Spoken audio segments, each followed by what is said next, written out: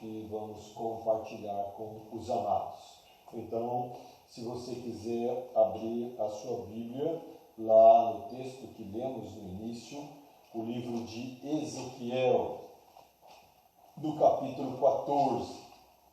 Estaremos sim fazendo algumas outras citações bíblicas, mas o nosso texto será esse, Ezequiel, capítulo 14, a partir do verso 12. Então, abra, deixe aberta a sua Bíblia juntamente com a sua família, seu cônjuge, seus filhos, e de forma reverente vamos compartilhar, ouvir a palavra do Senhor por meio deste sermão.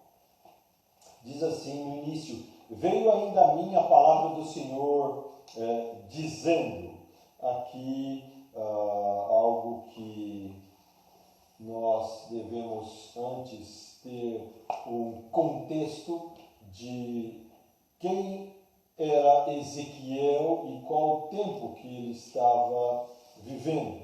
Ezequiel era um sacerdote. Antes mesmo de iniciar o seu ministério sacerdotal em Judá, na nação de Judá, ele foi levado aos 30 anos para o cativeiro babilônico. E na segunda leva desses exilados, aproximadamente no ano de 597 a.C. Então, durante a primeira parte do seu ministério na Babilônia, que dá entre os anos 592 e 586 a.C., Ezequiel ele procurou mostrar aos exilados, procurou consolar os exilados, dizendo a eles a respeito do porquê eles estavam lá. Assim também fizeram outros profetas, dizendo e explicando, relembrando o povo: por que vocês estão aqui? Eles estavam lá por causa dos seus pecados, a causa deles estarem ali no cativeiro babilônico.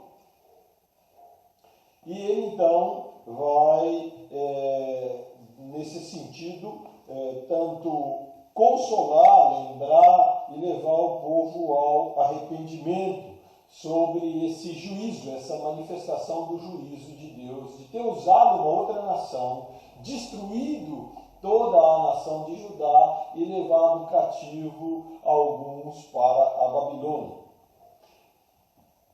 Jerusalém, então, é sitiada. Ezequiel passa a segunda etapa do seu ministério e anuncia também o juízo de Deus vindo sobre os inimigos de Judá. Foram 3 etapas onde reis da Babilônia, assim, destruíram, tomaram toda a tribo de Judá. E aí teve uma terceira e última etapa do seu ministério, que dá ênfase sobre o futuro de Israel, o templo que será reconstruído, esperança, onde nós já aprendemos com isso que a mão de Deus, ela não, sobre os seus filhos, ela não é perpétua, ela não é contínua no sentido de nunca vai acabar, vai cessar e vai vir assim a bonança, vai vir a restauração que o próprio Senhor vai gerar. O nome de Ezequiel significa Deus torna forte, Deus torna forte. Ou Deus fortalece, ou ainda que Deus vai fortalecer, bem próprio da sua mensagem, através dessa tribulação, dessa dor, desse cativeiro que o povo estava passando. Deus estava fortalecendo o seu povo, não na força humana, mas fortalecendo o seu povo espiritualmente, fortalecendo o seu povo na fé. Então, o nome de Ezequiel aqui é bem apropriado. Ele tinha, então, uma mensagem, a sua mensagem geral, poderíamos dizer que a maioria dos livros dos profetas, antes e pós-cativeiro, descreve um Deus que fez uma aliança de amor com o seu povo, uma aliança de fidelidade com eles, mas principalmente descreve um Deus que é santo. E ele não só é o criador e mantenedor dessa aliança, mas ele, através dos seus juízos diante do pecado do povo, faz o povo lembrar dessas promessas, dessa aliança que Deus fez a eles, né? Com eles e para eles. Então, Ezequiel vem dizer também na sua mensagem que esse povo quebrou a aliança, afrontou a santidade de Deus. Amados, Deus é fiel. Isso não deve ser um jargão cristão para todos nós. Ele é fiel à sua palavra, ele é fiel aos seus decretos, ele é fiel à sua aliança. Ele não é fiel à nossa vontade, aos nossos prazeres, às nossas necessidades que estabelecemos muitas vezes de forma equivocada. Mas Deus é fiel a Ele mesmo. Ele é um Deus santo, um Deus que não pode mentir. E Ele então fez essa aliança com o seu povo, mas o seu povo, descumprindo a sua aliança, não vai ficar impune, não vai se isentar de suas culpas. A disciplina, o juízo de Deus sempre vem e vem primeiramente sobre o seu povo. Nós estaremos também tratando isso ao longo do sermão. Mas vamos nesses textos, depois dessa introdução a respeito de Ezequiel e sua mensagem, fazer uma relação do que Deus tem realizado, feito ao longo da história da igreja e da humanidade. O título desse sermão, se você quiser anotar, é Pestes e Epidemias testificam a existência de um Deus santo, poderoso, justo e misericordioso. Eu vou repetir. Pestes e epidemias testificam a existência de um Deus santo, poderoso, justo e misericordioso. Assim, então, retornando ao texto agora, vamos apenas dar algumas interpretações, ter alguns entendimentos dos dois primeiros versos desse texto que escolhemos, né? O verso 12 diz assim: veio a mim a palavra do Senhor dizendo, né? Essa é uma expressão que se repete na vida de quase todos os profetas do Velho Testamento, né? Com algumas variantes como assim diz o Senhor disse, eis a palavra do Senhor.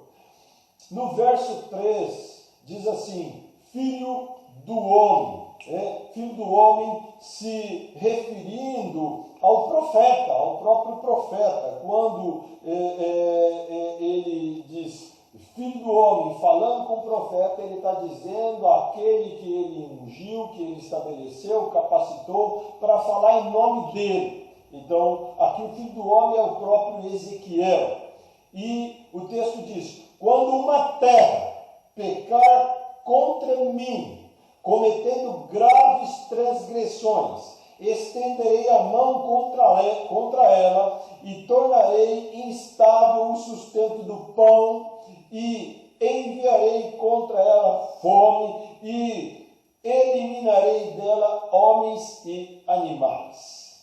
Deus fala a Ezequiel referindo-se diretamente ao seu povo Israel, ao que o povo tinha passado no processo de destruição de Judá, o povo de Deus. Aqui ele usa a expressão uma terra, uma expressão que se estende também para todos os povos, para todos os habitantes da terra, não especificamente a terra de Judá ou de Israel, que tinha sido também destruída anteriormente. E ele vem e fala assim, pecar contra mim é a ação contumaz que todos os habitantes da terra fazem diariamente contra Deus. porque todos pecaram e carecem da glória do Senhor. Todos nós pecamos, todos nós cometemos pecados. A Bíblia diz que aquele que não tem pecado, ele é mentiroso e tenta fazer Deus mentiroso. A outra expressão que nós temos aqui nesse verso 13, que eu quero explorar nesse início, é a expressão graves transgressões. Graves transgressões. O Senhor estava referindo-se aos graves pecados do seu povo, pecados que descumpriam diretamente os mandamentos de Deus, onde o povo não só adorava outros deuses, mas também praticavam os mesmos pecados e abominações daqueles que o adoravam. O povo quebrando de forma explícita a aliança que Deus tinha feito com ele, a aliança que descrevia que o povo escolhido de Deus era propriedade exclusiva dele. Aliança que também remete aos 10 mandamentos, onde diz que não deviam ter outros deuses além dele somente. Mas aqui o povo, além de adorar outros deuses, também proclamava esses outros deuses e adotava costumes desses povos que adoravam esses deuses. Daí o Senhor ter destruído primeiro Israel, depois Judá. Né? Esse último, Judá, agora cativo na Babilônia, onde nos segue o texto, né? Fazendo menção de alguns personagens bíblicos que descrevem homens justos que Deus poupou em circunstâncias de pecado sobre a terra, e o juízo de um Deus que pune severamente o pecado, gerando dor, gerando sofrimento, mas com isso vem arrependimento, perdão e restauração.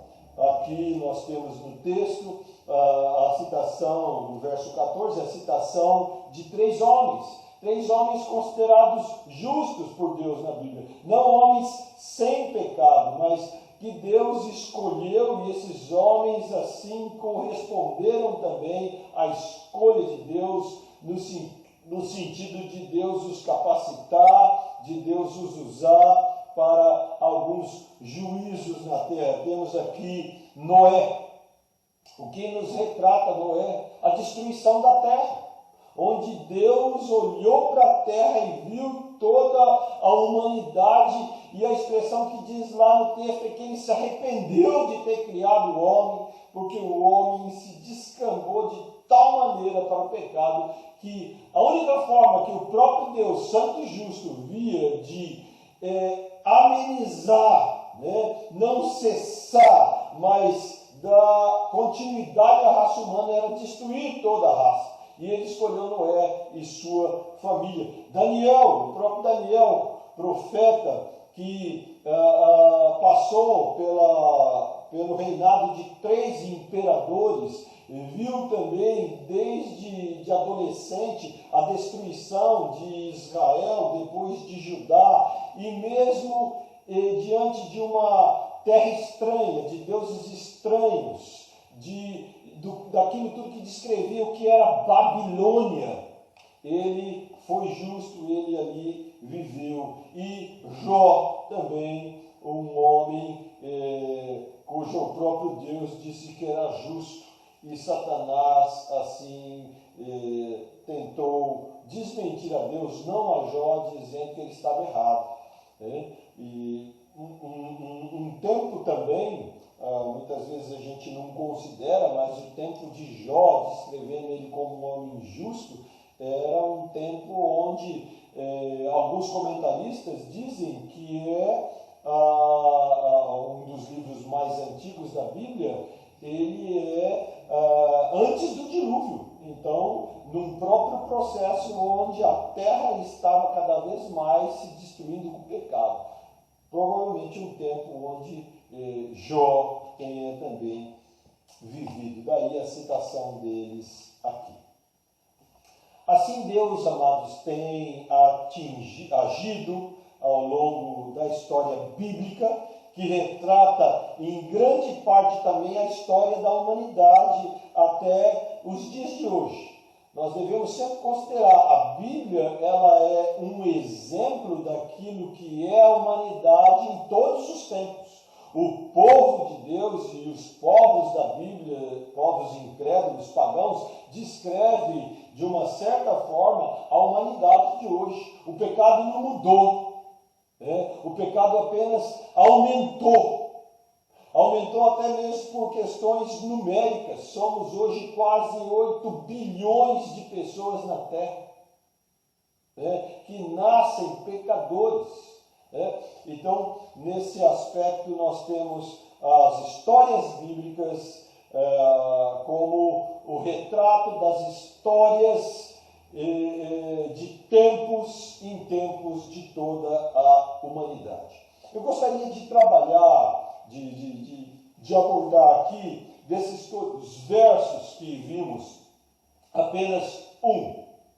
Citamos, se não me engano, ele também pela manhã, na nossa ministração de aula de escola dominical, quando falamos de idolatria do coração. É o verso 21 de Ezequiel 14, o texto que lemos no início, juntamente com os outros, no início da liturgia aqui, que diz que Deus usa de 4 juízos para punir os pecados da humanidade. 4 juízos que Deus usa para punir os pecados da humanidade. Diz assim, vamos ler novamente: porque assim diz o Senhor Deus, quanto mais eu os enviar os meus 4 maus juízos, a espada significa guerra, destruições, temos visto isso ao longo da história da humanidade. Tivemos 2 grandes guerras, mas tivemos antes delas várias outras guerras, e depois dessas 2 também várias outras, e continuam acontecendo. A fome, escassez de alimento, carestia, parte do mundo ainda hoje, pasmem, você que é atualizado, muitas partes do mundo, rincões da África, passam fome ainda, literalmente.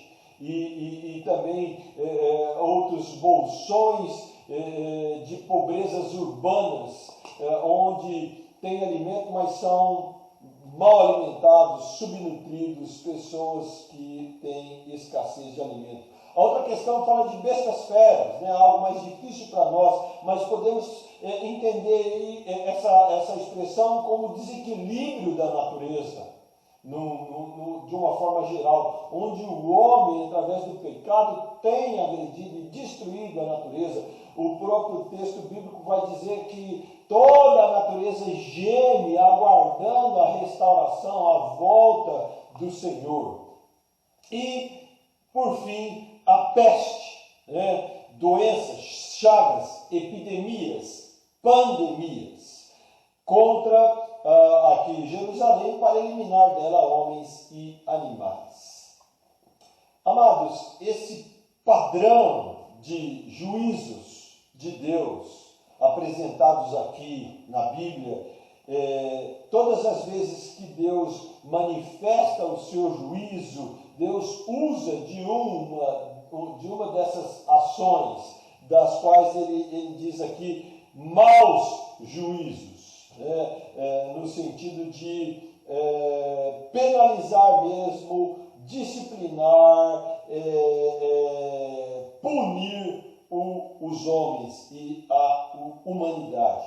Livros como Deuteronômio e outros descrevem que o que o homem planta, ele vai colher. E a humanidade tem, de forma contumaz, plantado pecado, blasfêmia, ódio, impiedade contra o Senhor Deus, que é santo, santo, santo. Nossa geração, amados, ao longo dos anos, tem sofrido a manifestação desses juízos. Só não vê quem não quer. Ao longo dos anos, séculos, décadas, Deus tem manifestado esses 4 juízos sobre a humanidade de formas, às vezes, pontuais, de formas mundiais, de formas pequenas, grandiosas, mas Deus tem manifestado. E isso eu entendo, como dissemos no nosso título desse sermão, é a manifestação não só do poder, de outra forma, essa terra já tinha não existido mais, assim como aconteceu no dilúvio. Eu entendo que toda essa manifestação de juízo de Deus mais uma vez lembrando o homem que ele existe, mais uma vez trazendo o homem ao arrependimento, e assim se há o arrependimento, o perdão e a restauração e a vida com a qual o homem foi criado para o propósito de Deus, glorificar a Deus, gozar de todos os seus benefícios e glorificá-lo para sempre. A nossa geração, então, ao longo dos anos tem sofrido as manifestações do juízo de Deus. Quando um deles acontece, é interessante a gente entender isso, nada de novo debaixo da terra, você deve fazer essa conta. Quando uma das manifestações desses 4 juízos acontece, elas muitas vezes desencadeiam os outros juízos ao longo desse processo. Se há então guerra, a guerra traz destruição da cadeia produtiva, vai haver fome, havendo fome não há saúde, há pestes, e a natureza é destruída pelas guerras e assim por diante. Nós, mesmo aqui especificamente, estamos experimentando então um desses juízos, e eu não me arrisco em afirmar isso. Um deles, esse que estamos enfrentando, é a peste. A peste. Mesmo que na língua original aqui, essa palavra, peste, ela retrata doença nos rebanhos, ela também descreve doenças, epidemias e morte para os seres humanos. Então, nós não tenhamos dúvida disso, que o que estamos vivendo no nosso tempo é uma das manifestações do juízo de Deus. E diante dessa promessa do juízo de Deus, não erraremos se fazer uma correlação com esses dias que estamos vivendo.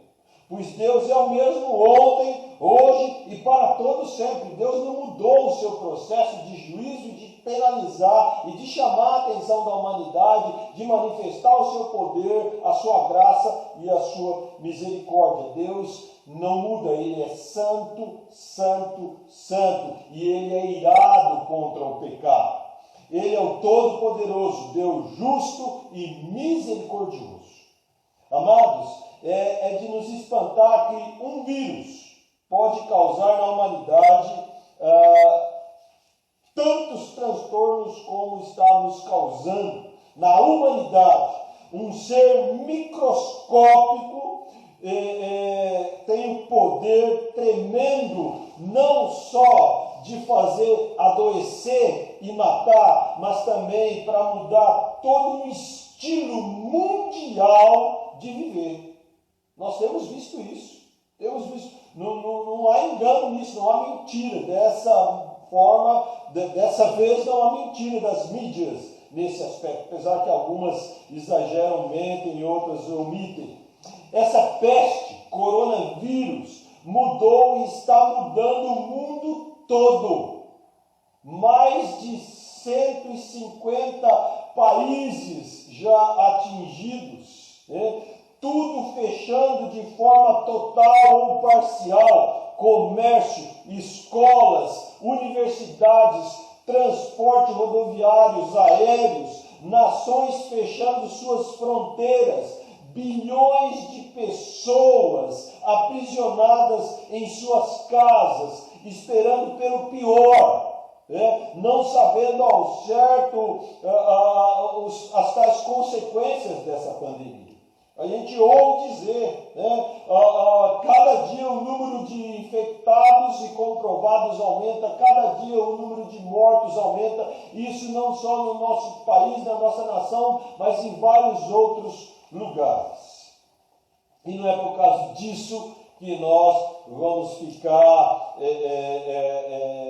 sem fé, sem esperança, entrar no desespero, como alguns fazem e outros querem que aconteça.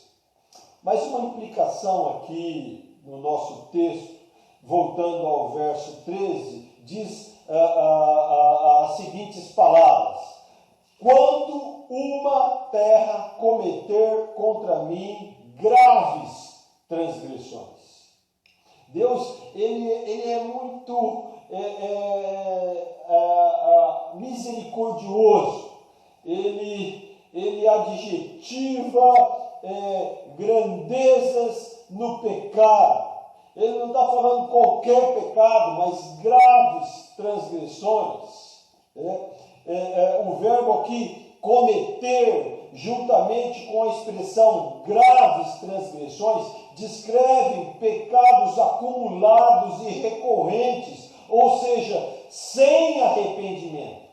Coisas realmente terríveis que o homem faz contra Deus em todas as escalas de seus relacionamentos e vida. Assim tem vivido a humanidade sem Deus. Assim tem vivido a humanidade sem Deus.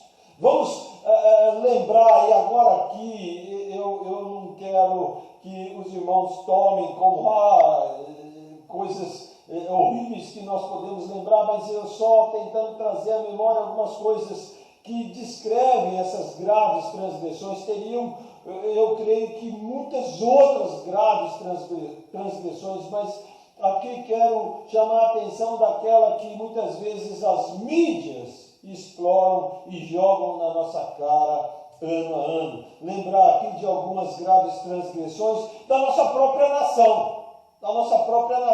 Até mesmo porque nós não teríamos tempo aqui de mencionar os graves pecados de outros. E entendo o que eu vou relatar aqui, eu assumo o que eu estou falando, essa é a minha visão, a minha interpretação, não penso de outra maneira. Começando com as igrejas apóstatas, mundanas, sedentas de poder humano, grandes igrejas, grandes denominações, inteiras denominações que há décadas têm se associado a elegerem governantes e políticos ímpios. Você quer ver outra coisa? Eu não vejo outra coisa.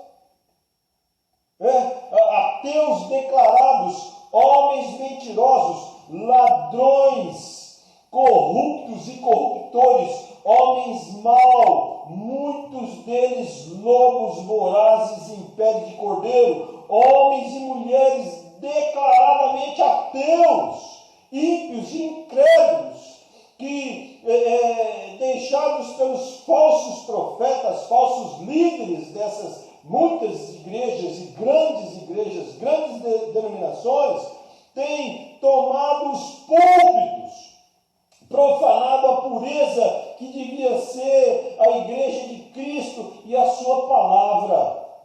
Quem não vê isso, eu não sei em que país mora. Me perdoe.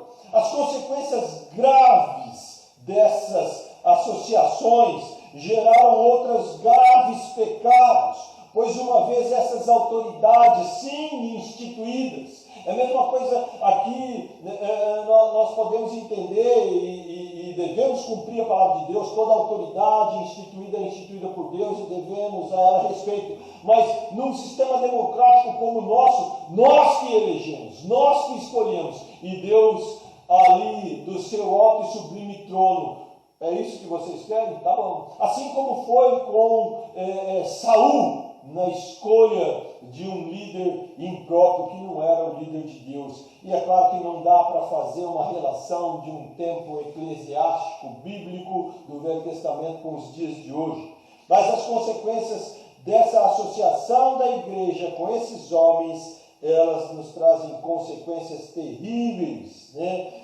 Promovem leis que criam e promovem corrupção, impunidade, roubos generalizados, mentira, injustiça social, degradação da família, da educação, dos governos e leis. Leis que destruíram e ainda destroem a família, os bons costumes, leis que disseminam ensinos de impureza sexual, práticas sodômicas, muitas delas camufladas de proteção da saúde pública ou de discriminação de pessoas, leis educacionais impostas por LDBs, remontadas, né? Tudo em nome do bem social maior, afrontando diretamente o Criador, que fez apenas 2 gêneros para um harmonioso e abençoado relacionamento. Homem e mulher os fez, a sua imagem e semelhança os fez.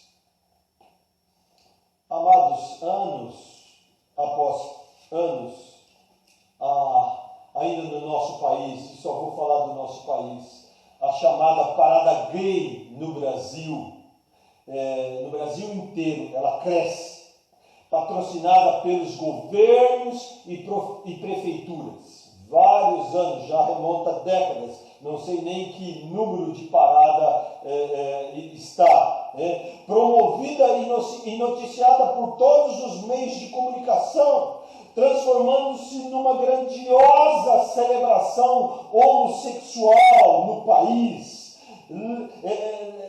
Lembro-me de mais uma dessas paradas, né? O nome de Cristo foi vituperado, escarnecido, objeto e imagens alusivas a Jesus foram usadas para defender esse movimento que gravemente peca contra o nosso Deus e Criador, que é santo, santo, santo. Muitos acham que Deus não faria conta desses graves pecados. A conta veio. Pensemos também no carnaval. O carnaval tem sido promovido também pelos governos, pelas autoridades. Carnaval que é a festa da carne. Recentemente, tendo sido as autoridades governamentais do país inteiro avisados sobre o coronavírus, pois a China, país de onde veio essa peste, já estava em estado de pandemia lá, matando e tendo deixado mortos várias pessoas, mas mesmo sabendo disso, não cancelaram a festa da carne, evitando um mal maior.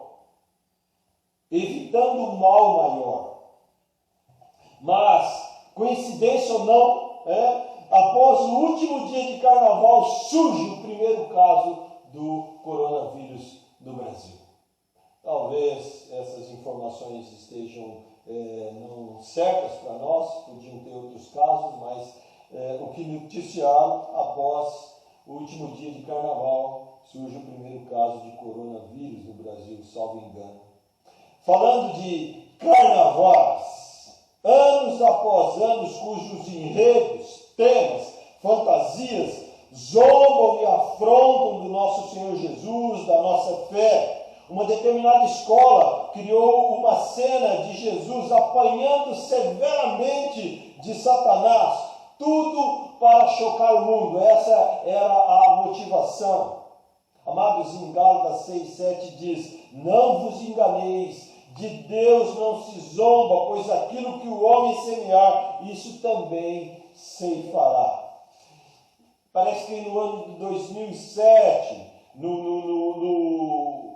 Museu de Arte Moderna, ou em um outro museu, não me lembro agora, me perdoe, um homem nu, exposto para ser tocado por uma criança, tudo em nome da arte. E assim outras aberrações. O mundo tem afrontado Deus de forma constante e intensa.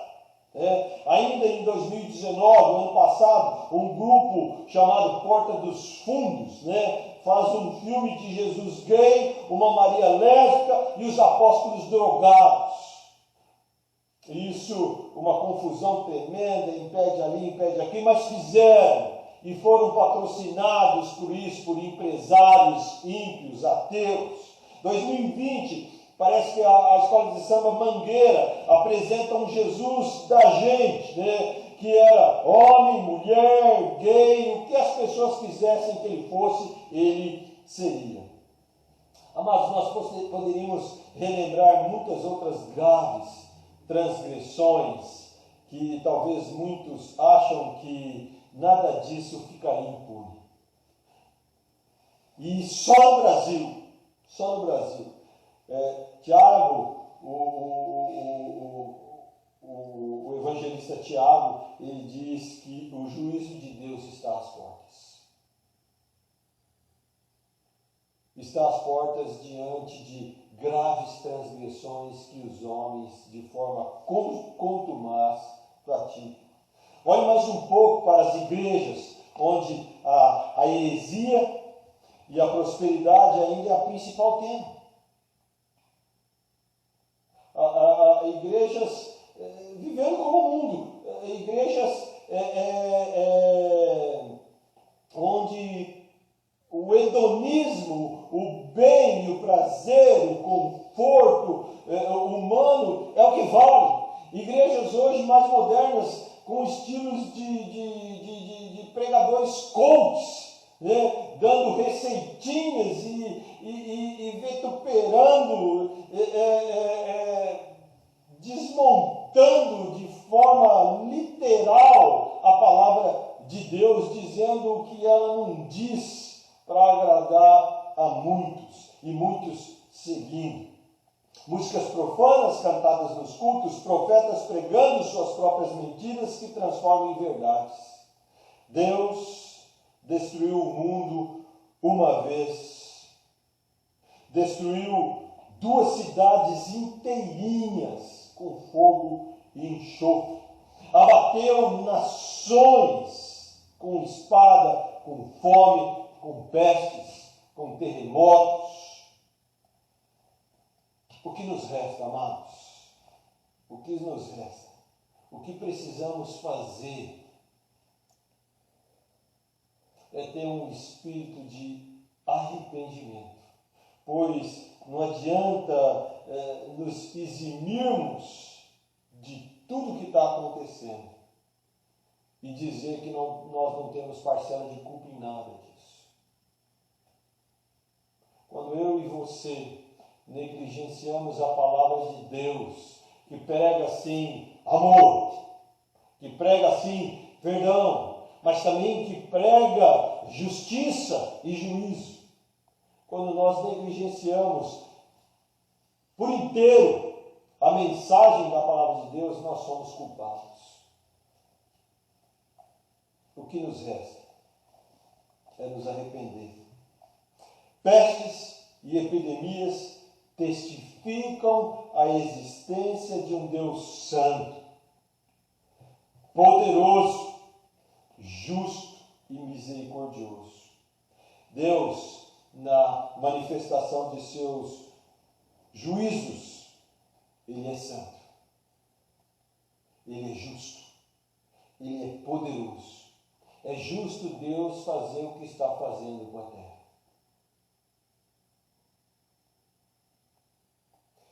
Mas graciosamente e misericordiosamente, Deus também, através desses juízos, promove não só dor, perda e morte, mas também arrependimento e salvação. Eu não vi a igreja brasileira se reunir para orar, nem mesmo no dia do Senhor como hoje, de forma como creio e espero que tenha orado e ainda continuará orando hoje. E não só hoje, amanhã e depois. Parece que Deus tem que nos apertar, nos fazer doer, sofrer, para que nós possamos nos dedicar mais a Ele. Nos dedicamos para tantas outras coisas, nos esforçamos para tantas outras coisas, mas não para buscar mais a face de Deus, conhecê-lo em espírito e em verdade, e sermos mais santos e consagrados no serviço do Senhor. O que nos resta então? Faço uso de um texto que não é uma promessa. Eu não me engano com isso. Esse texto que vamos fazer, fizemos uso dele pela manhã, ele não é uma promessa, mas é uma atitude de esperança e confiança em Deus. Esse texto, ele relata quando Salomão terminou o templo do Senhor. Abra comigo então lá em 1 Crônicas, capítulo 7, do verso 12 até o 14. Primeiro livro de Crônicas,